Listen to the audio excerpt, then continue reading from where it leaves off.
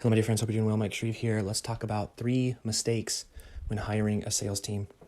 Hiring a sales team is, in my opinion, one of the best and most liberating and freeing things a business owner can do in the help industry.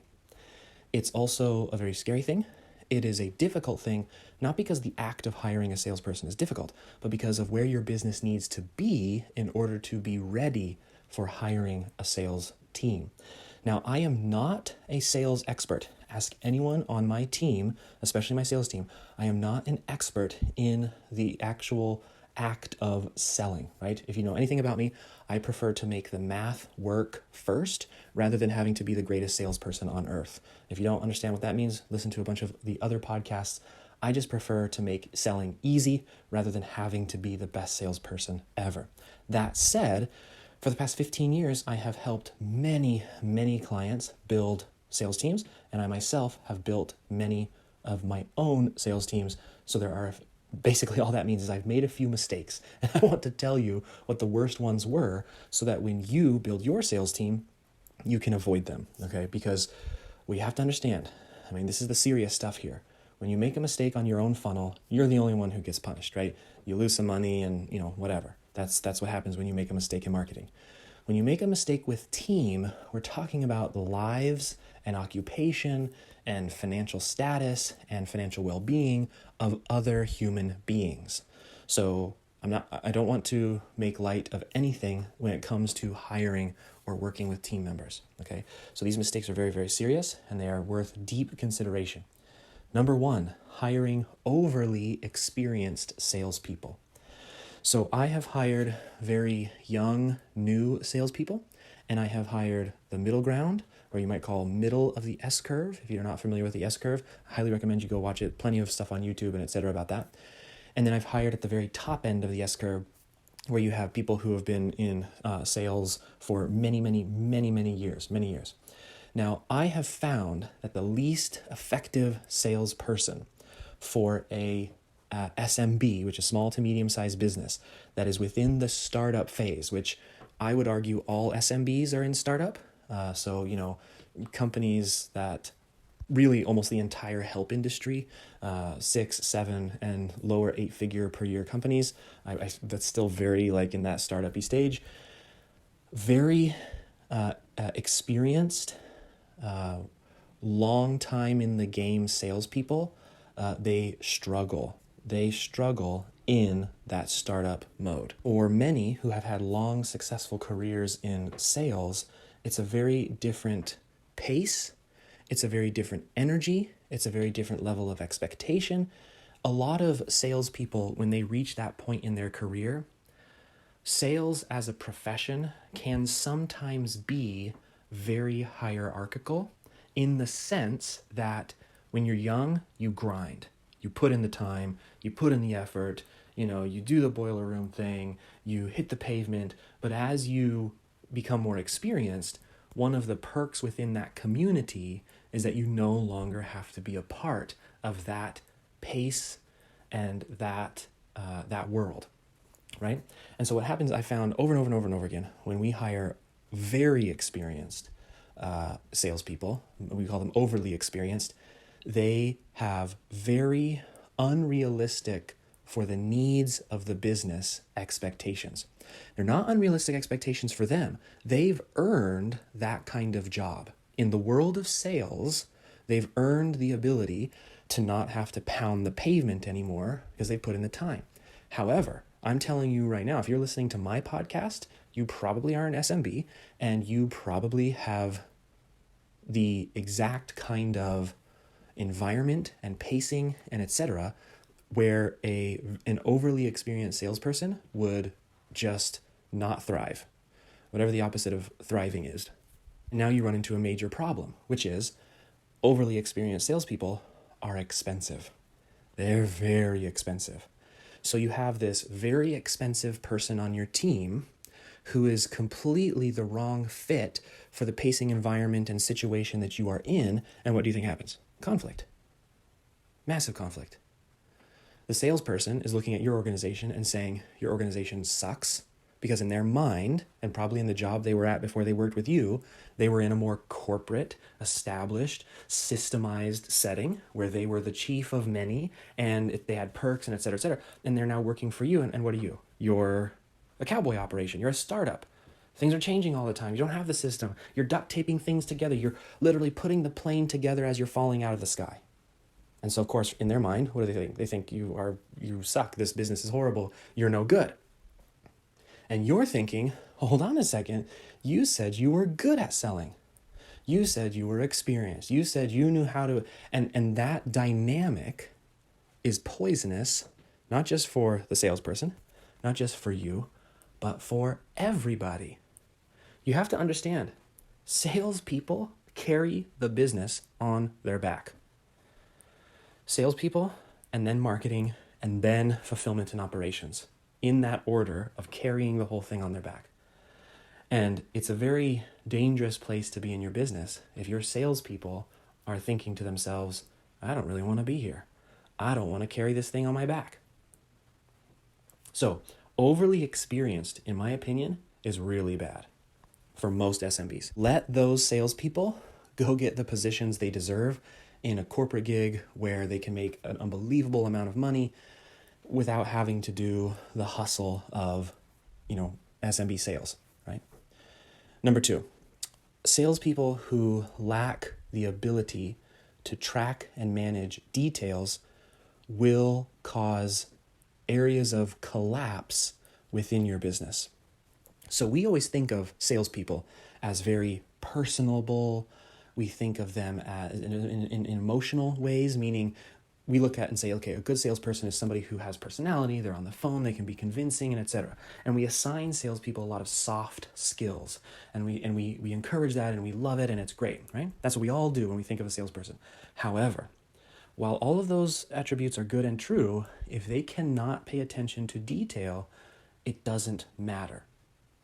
You need to find the salesperson who enjoys tracking their progress, who can't stand not knowing what their close rate is, who is able to remember people they've talked to and weird little details about the people they've talked to.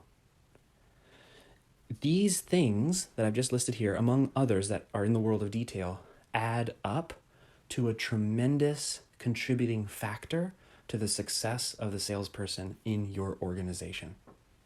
If somebody isn't able to consistently track themselves, how do they know whether they're doing well or not? How can they give you feedback about the leads that you're sending them? How do you know that they're holding themselves responsible for their performance if they're not even tracking what their performance is? If they can't remember simple things like tracking, then how can they remember the details of the people that they're working with and talking to?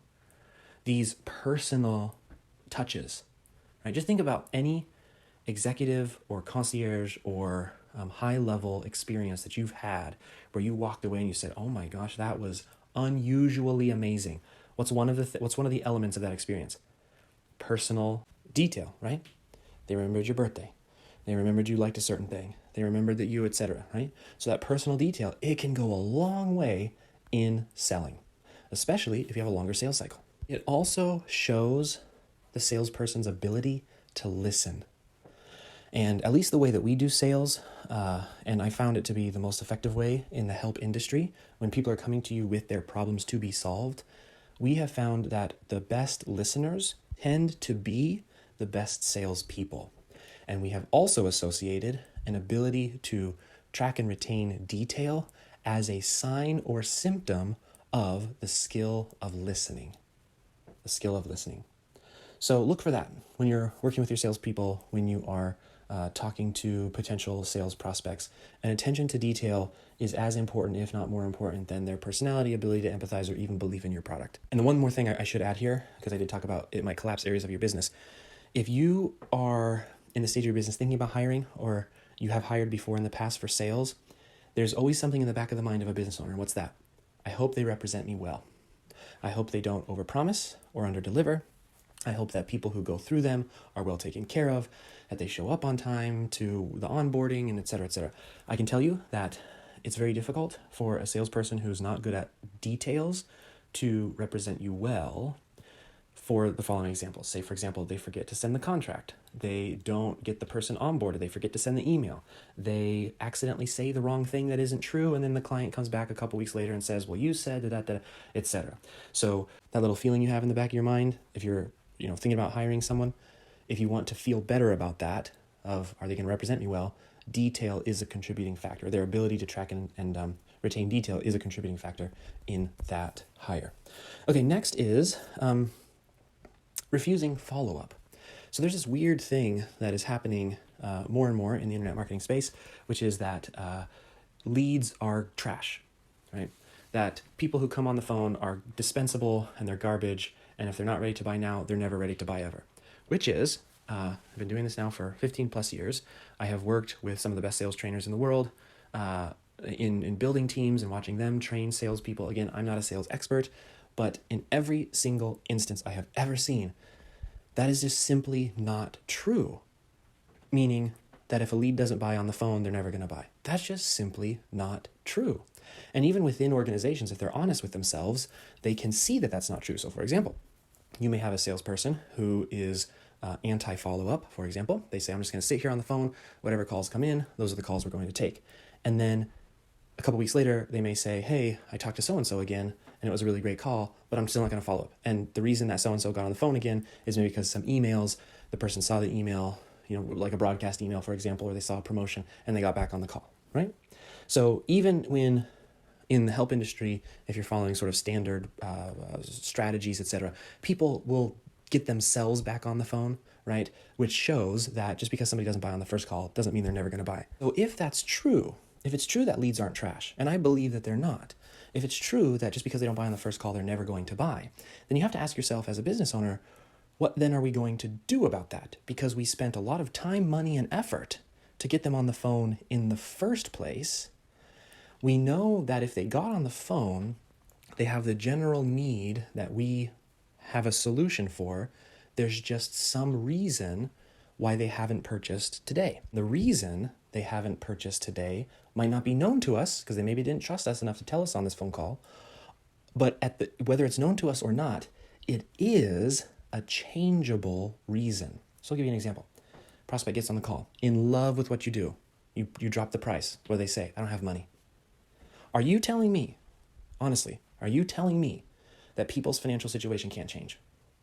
Because that's the only reason that you would not follow up with someone who told you that, is because you believe that someone's financial situation can't change. That's the only reason. There's no other compelling reason. If somebody said, I love what you do, I love everything, but I just can't swing the money right now. And that's often the most sort of what people think is the unbeatable objection, right? Well, they don't have money, they can't buy it. There's nothing I can do. So if you take that and really ask yourself, is that true that people's financial situations don't change? I don't think it's true. Maybe that's because of my own personal experience of having the extreme occur to me where I was literally homeless to now whatever the opposite of homeless is. So I believe that people's financial situations can change. And I believe that if you stay with them long enough, if you stay front of mind, top of mind with them for long enough, they will remember you when that change occurs. That's called follow-up. That's what follow-up is for. Now, take that as the unbeatable objection of whatever we said. I don't have the money, right? That's like the biggest, most unbeatable objection. Now go down the list of lesser objections. Can't do it till I talk to my spouse. Okay. You don't think that they can talk to their spouse or that their spouse's mind can change, that you can follow up with them and help them? If they were on the phone there and said, this sounds great, this sounds wonderful, this sounds amazing, the only objection is I need to talk to my spouse. You can't look me in the eye and tell me that you don't think that people's spouses' minds change or that they themselves dig deeper and deeper until they willingly either say, I'm going to do it and my spouse is going to have to support me, or I figured out a way to show my spouse that they're comfortable with this purchase, etc. And again, we just go down the line of objections. You have to, only people who believe that people who show up on the call are going to be stuck in time in whatever version of themselves show up to that call, and they're stuck in time forever as that person. Only those kinds of people don't follow up. Now, What that means is if you're hiring salespeople who don't follow up, it's because of that belief 9 times out of 10. Not because they're lazy, not because they don't want more sales, not because they understand, maybe, for example, it's not even because they don't understand that you paid all this money and spent all this effort to get a lead on the phone. And I've never found people in sales, if they make it past all your other filters and they're on the team and they've gone through training, they're not out there to hurt you. They're not out there to, screw your business or anything like that. They just have belief stuff, just like you have belief stuff. Now, the problem is that a salesperson who doesn't believe in follow-up, it's very difficult to get them to believe. Why? Because it is a belief which is connected to additional effort.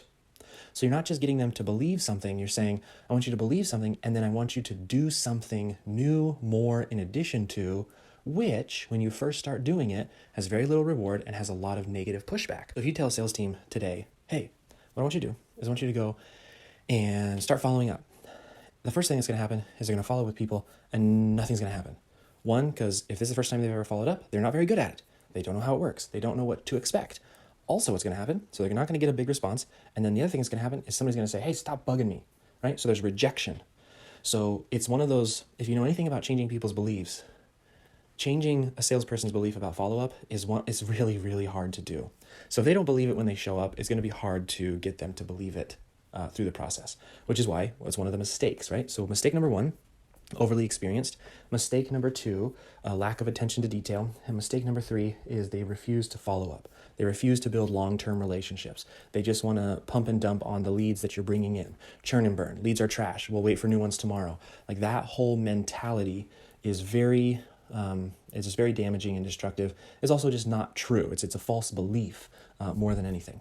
All right, and the last thing, which is a little bit of a bonus because I said there were going to be 3, but then I realized there's actually 4, is if they don't believe in your product, that is, let's see if I can say this in a way that really drives home the impact of having someone on your team in sales who doesn't believe in what you're doing.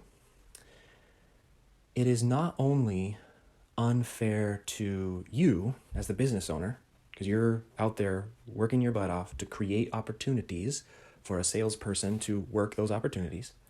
It's not only unfair for you because they don't believe in the product, which means the conversion rate is going to be really low. It's not only unfair to the prospects because, look, I believe sales is a counseling job, an advisory role. I believe that the salesperson's job is to help people understand what it is they need to get what they want. So it's unfair to the prospect if they're on the phone and they're talking to somebody who doesn't believe in what they're doing, who doesn't care what they're doing, who doesn't care about the prospect, that's not the purpose of a sales call, in my mind, in the help industry. Now, that's true. Unfair to you, unfair to the prospect. But it's also unfair to the salesperson.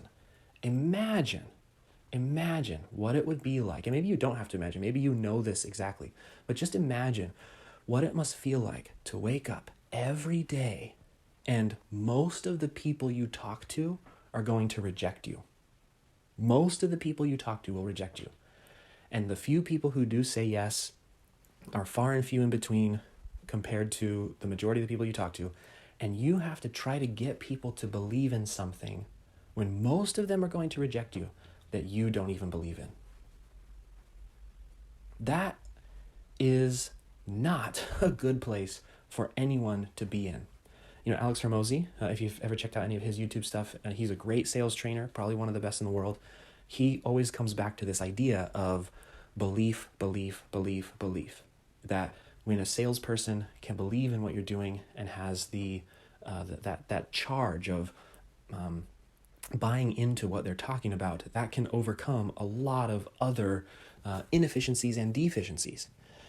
That you can take somebody who maybe isn't the best at follow-up, maybe isn't the best at detail, who maybe is overly experienced. But if they believe in what you're doing and they're committed and they really, really, truly believe in what they're doing, you can overcome a lot of those mistakes.